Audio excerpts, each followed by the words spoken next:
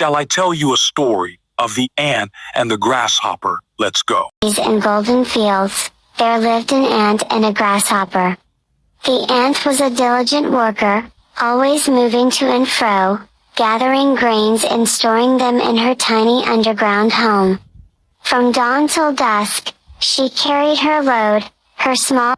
In a meadow surrounded by tall trees and golden fields, there lived an ant and a grasshopper.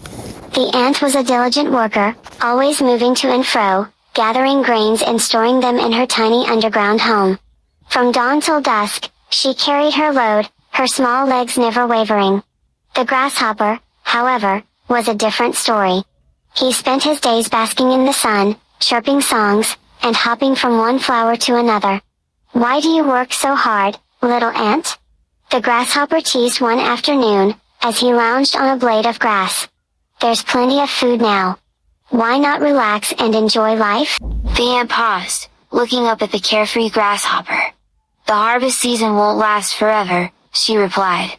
"The dry season will come, and food will be scarce. I'm saving now so I can survive later." The grasshopper laughed. "You worry too much. Life is meant to be enjoyed. I'll always find something to eat when I'm hungry." Days turned into weeks, and the fields slowly began to change.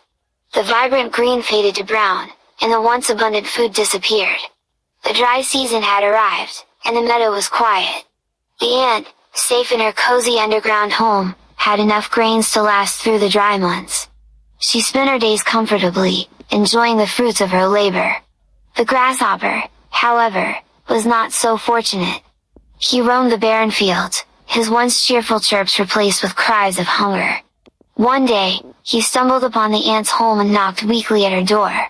"Please, dear ant," he pleaded, "I'm starving. Could you spare some food?" The ant opened the door and looked up. Here is the moral of the story. Don't live only for today. Save and prepare for the future because the seasons of life are always changing.